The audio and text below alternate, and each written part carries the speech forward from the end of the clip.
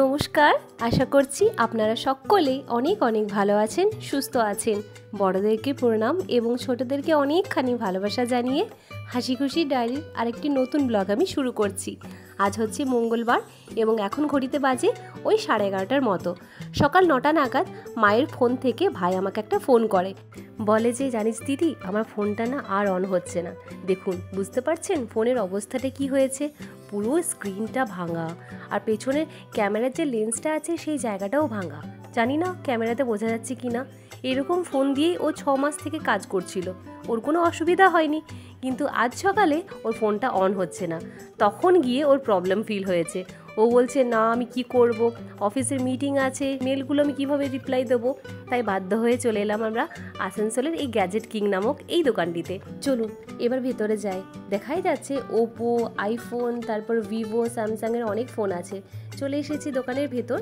এখানে দেখতে পাচ্ছেন আপনারা স্যামসাংয়ের অনেক রকম ভ্যারাইটির ফোন আছে। আমরা প্রথমে ভেবেছিলাম মোটোরোলা কোম্পানির ফোন নেব, কারণ আপনারা যে ভিডিওটি দেখছেন এখন স্ক্রিনে, এই ভিডিওটি কিন্তু মোটোরোলা ফোন দিয়েই শ্যুট করা হয়েছে। ভাইয়েরও প্রথমে ইচ্ছে ছিল যে মোটোরোলা ফোন নেওয়ার, তারপর ওই যে নানা রকম ফোন দেখতে দেখতে ওর পছন্দ চেঞ্জ হয়ে গেল। আমরা শেষমেশ নিলাম গ্যালাক্সির A26 5G। এই ফোনটার একটা জিনিস আমার খুব ভালো লাগলো, যেটা হলো ফটো তোলার পর যখন আপনি দেখবেন কোনো অবজেক্টকে আপনি রিমুভ করতে চাইছেন, আপনি শুধু ওই অবজেক্টের উপর টাচ করলেই হয়ে যাবে। দেখুন, কথা বলতে বলতে ফোনটা ওপেন করাও হয়ে গেল। কি সুন্দর লাগছে না? নতুন যে কোনো জিনিসই হোক, নতুন জিনিস দেখার এবং কেনার আনন্দটাই আলাদা। কি দারুণ লাগছে, হালকা সি গ্রিন কালার, তাই না বলুন? এই ফোনটির না দুইটি কালার অপশন আছে, একটা হচ্ছে সাদা এবং আরেকটা হচ্ছে এই যে হালকা সি গ্রিন কালার। তো আমরা এই হালকা সি গ্রিন কালারটাই নিলাম। দেখুন, কথা বলতে বলতে ওনারা কি সুন্দরভাবে স্ক্রিন গার্ড এবং পেছনে ব্যাক কভারটা লাগিয়ে দিলেন। ফোনের দাম নিয়েছিল 22,500 টাকার মতো, এবং এই 22,500 টাকার মধ্যেই কিন্তু এনারা এই যে ব্যাক কভার, স্ক্রিন গার্ড লাগিয়েছেন। আর ওই দিকে দেখুন ভাই বিল পে করছে। শুধু কিন্তু এখানে ফোন কভার এবং স্ক্রিন গার্ড দেয়নি, আমরা জানলাম যে স্যামসাংয়ের নাকি চার্জার দেওয়া বন্ধ হয়ে গেছে, কিন্তু ওনারা আমাকে স্যামসাংয়ের চার্জারটাও ফ্রি দিয়েছে। ভাই ওইদিকে বিল পে করছে আর এদিকে ওনারা ফোনটা ওপেন করছেন। ওই যে জিমেল সেটিং দিয়ে কীভাবে ওপেন করতে হয়, ওই যে টুকিটাকি যে কাজগুলো থাকে, সেই কাজগুলো ওনারা ততক্ষণে সেরে রাখছেন। জানেন তো, প্রথমে আমরা ভেবেছিলাম মোটোরোলা কোম্পানি ফোন নেব। এই দোকানটির আশেপাশে অনেক দোকান আছে, কিন্তু আমরা প্রথমে যে ব্যানারে দেখলাম যে মোটোরোলা কোম্পানি লেখা আছে, তাই ভাবলাম। দেখুন, আপনারা এখন দেখতেও পাচ্ছেন, কিন্তু আমরা ভেবেছিলাম মোটো 50 ফিউশনটা নেব, কিন্তু ওই ফোনটা আবার এখানে নেই, খুব তাড়াতাড়ি বিক্রি হয়ে গেছে। ওই ফোনের ক্যামেরা কোয়ালিটি নাকি দুর্দান্ত, তাই ভেবেছিলাম নেব, কিন্তু এসে মত চেঞ্জ হয়ে গেল। বিগত 5-6 বছর আগেও ভাইয়ের একটা স্যামসাংয়ের ফোন ছিল। স্যামসাং কোম্পানির ফোন নাকি খুব হ্যাং করে, তাই ভাই একটু দ্বিধা বোধ করছিল ফোনটা কেনার সময়। জানি না এবারে ফোনটা কি হবে। ফোন কেনার আগে ভাই ওনাদেরকে বলেই রেখেছিলেন যে ফোন যেন গরম না হয়। দেখা যাক এবার ফোন দেখতে দেখতে গরম হয় কি না। চলুন এবার বাড়ির দিকে রওনা দিই। এই ফোন কিনতে কিনতে দুপুর 1:30টার মতো বেজে গেল, আর ওদিক থেকে সমানে শাশুড়ি মা ফোন করেই যাচ্ছে আমাকে। আসলে আমরা ওই 2:45 নাগাদ করে রানীগঞ্জের দিকে রওনা দেব। ব্যক্তিগত কিছু কাজ আছে এবং সেখানে শুনেছি অনেক সুন্দর একটা মন্দির হয়েছে, সেই মন্দিরে দর্শনও করব। আমরা এই গাছতলার মধ্যে দাঁড়িয়েছি, আসলে পরিবারের অন্যান্য লোকজনরা তাদের গাড়িতে পেট্রোল ভরছে, তাই আমরা ওখানে গেলাম না, আমরা এখানে দাঁড়িয়ে অপেক্ষা করলাম। আর সামনে দেখছি একটা কুকুর গরম থেকে বাঁচার জন্য জলের মধ্যে ডুবে আছে। আর রোডের এই সাইডটা দেখুন, এখানের প্রত্যেকটি রাস্তায় প্রায় এরকম করে কুড়ে দিয়েছে রাস্তা তৈরি হবে বলে, কিন্তু এই রাস্তায় যে গাড়ি চালানো কি কষ্টকর ব্যাপার, তা যে গাড়ি চালায় সেই বুঝতে পারে। চলুন, আর দাঁড়িয়ে থেকে লাভ নেই, ওদের পেট্রোল ভরানো হয়ে গেছে, এবার আমরা রানীগঞ্জের উদ্দেশ্যে বেরিয়ে পড়লাম। কিন্তু জানি না কেন জানেন, কিছুক্ষণ আগে আমি রাস্তার ব্যাপারে কথা বললাম, আর তার পরের মুহূর্তেই দেখছি যে গাড়ির হ্যান্ডেল কাঁপছে। ও বলছে বারবার করে, দেখো তো পেছনে চাকাতে কিছু হয়েছে নাকি। দেখলাম গাড়ির পেছনের চাকাটি পুরো বসে গেছে। তারপরে ওদেরকে বললাম তোমরা একটু এগিয়ে যাও, আমরা গাড়িটা সারিয়ে তারপর আসছি। প্রথমে তো আমাদের এটা ভাবতেই 2-3 মিনিট টাইম লেগে গেল যে এখানে এই ভর দুপুরবেলাতে কোথায় আমরা গাড়িটি সার্ভিসিং করাবো। তারপর একজন অচেনা লোক এসে আমাদেরকে বললেন, সামনে আরও 2-3 মিনিট হেঁটে যাও, দেখো তোমাদের ডান সাইডে একটা গাড়ি সার্ভিসিং সেন্টার পাবে। আমরা ওখানে গেলাম। এনাদের যা পাকা হাত, খুব শীঘ্রই, মানে এত দ্রুত ওনারা গাড়ির টায়ার থেকে পেরেকটি বের করে দিলেন যে কি বলবো। রানীগঞ্জে 3-4 বছর আগে খাটু শ্যাম মন্দির তৈরি হয়েছে, তো আমি প্রতি বছরই ভাবি যাব আর যাওয়া আর হয়ে ওঠে না। তো এই বছর 2 ননদ তাদের ব্যক্তিগত কাজের জন্য রানীগঞ্জ যাচ্ছিল, তাই আমরাও তাদের পিছু নিলাম। ভাবলাম তোমরা তোমাদের কাজটা করে নিও, তারপর আসবার পথে আমরা ওই খাটু শ্যাম মন্দিরে দর্শন করে প্রণাম করব, কিছুক্ষণ থাকবো, তারপর চলে আসব। তো এই যে বাদ সেজেছিল আমাদের গাড়িটি, তো ভালোই হলো, ভগবানের ইচ্ছাতে গাড়ি সারাও হয়ে গেল।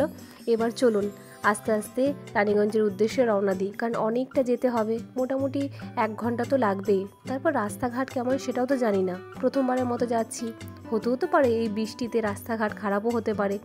কতক্ষণে পৌঁছাই সেটাই হচ্ছে দেখবার বিষয়।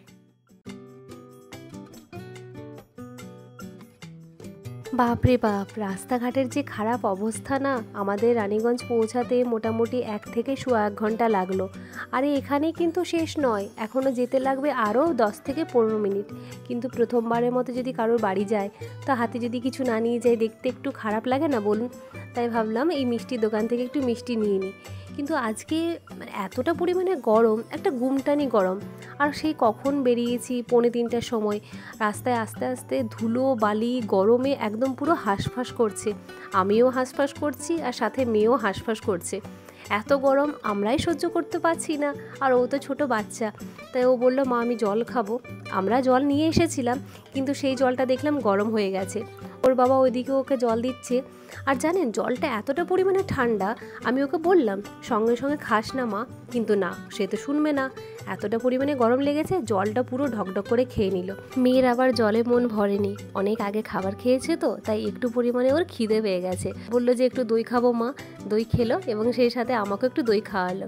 আমরা একটু জল দই খেয়ে 5 মিনিটের মতো একটু রেস্ট নিলাম, তারপর আবার বেরিয়ে পড়লাম, কারণ এখনও আমাদেরকে 10 থেকে 15 মিনিট গাড়িতে যেতে হবে, তারপর নাকি আমরা গন্তব্যস্থলে পৌঁছাবো। চলুন তাহলে দেখা হচ্ছে ওদের বাড়িতে গিয়েই। শেষমেশ 1.5 ঘন্টা অতিক্রম করে আমরা পৌঁছে গেলাম গন্তব্যস্থলে। এটা হচ্ছে আমার 2 ননদের পরিচিত একজনের বাড়ি। বাড়িতে ঢুকেই সবথেকে বেশি নজর কেড়েছিল এই ছোট্ট বাচ্চাটির এই দুর্দান্ত ছবি আঁকাটি। কি সুন্দর গণেশ ঠাকুরটাকে এঁকেছে বলুন তো, যেমন সুন্দর মুখখানা তেমনি সুন্দর হাত পায়ের গঠন করেছে। কে বলবে বলুন তো, ক্লাস 5-এ পড়া বাচ্চা মেয়ে একটা এত সুন্দর ছবি আঁকতে পারে। আমরা বাচ্চা দুটোর জন্য চকলেট নিয়ে গেছিলাম। ওর মা বলল একটিবার এই শোকেসটার দিকে তাকিয়ে যাও। শোকেসে দেখতেই আমার চক্ষুতে চড়ক গাছ, মানে ড্রয়িং কম্পিটিশনে কতবারও উইনার হয়েছে বলুন তো, এতগুলো ট্রফি পেয়েছে।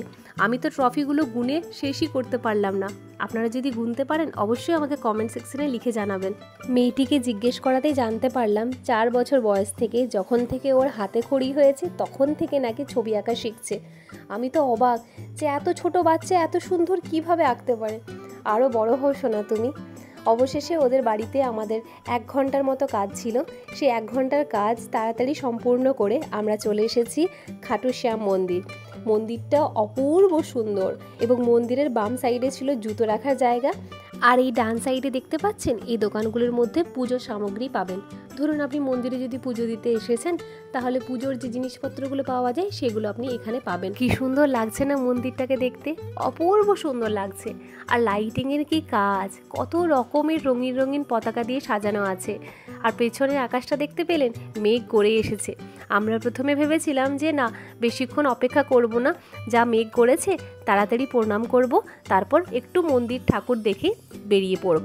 কিন্তু তার হলো কই, ঠাকুরকে দেখে এমনভাবে মুগ্ধ হয়ে গেলাম যে আরতি প্রসাদ নিয়ে তারপর বেরোলাম। আর দরজার কাজটা দেখুন, কি অপূর্ব কাজটা হয়েছে না, পুরোটাই রূপোর তৈরি। আমি তো সিলিংটার বারবার করে ভিডিও করছিলাম। আমার এই সিলিংটা এত সুন্দর লেগেছে, বিশেষ করে এই স্যান্ডেলিয়ার মানে ঝাড়বাতিটা। আর এই স্যান্ডেলিয়ারের মধ্যে এই দুর্দান্ত কারুকার্য করা কাজ, কত রকমের যে ঠাকুরের ছবি আঁকা আছে, রাধা কৃষ্ণ গৌর নিতাই, এদের ছবিগুলো এত সুন্দরভাবে নিখুঁতভাবে করা আছে। বারবার দেখছিলাম আর ভিডিও করছিলাম। আমার তো এখান থেকে যেতে মনই চাইছে না। মোটামুটি আমরা এখানে 1/2 ঘন্টার মতো ছিলাম। আগেই বেরোতে চাইছিলাম, কিন্তু ওই যে আমরা যখন এখানে আরতি দেখা শুরু করি তখনই দেখি বাইরে টিপটাপ বৃষ্টি শুরু হয়ে গেছে। আমরা ওখানে অনেকক্ষণ অপেক্ষা করলাম, আমাদের ঠাকুর দেখা হলো, ঠাকুরের আরতি দেখা হলো, মন্দিরটাকে ভালোভাবে 2 চোখ ভরে দেখে নিলাম। জানি না এবার কখন আসতে পারবো। আসলে অনেক দূর তো, আসাটাও সবসময় সম্ভব হয় না, তাই কারো সাথ পেয়েছিলাম তাই এসেছি। এবার তো অনেক দূর যেতে হবে, আসতে টাইম লেগেছিল 1 থেকে 1.5 ঘন্টার মতো। এবার জানি না যেতে কতক্ষণ সময় লাগবে, কারণ এখন বাইরে বৃষ্টি হচ্ছে। বাবা মাকে ওদিকে ফোন করলাম, ওনারাও বলছে যে হ্যাঁ এদিকেও প্রবল বৃষ্টি আর ঝড় শুরু হয়েছে। দেখি রাস্তার মধ্যে আটকে পড়ে যায় কিনা। ভগবানের নাম করে দুগ্গা দুগ্গা করে বেরোচ্ছি ঠিকই, এবার দেখা যাক কী হয়।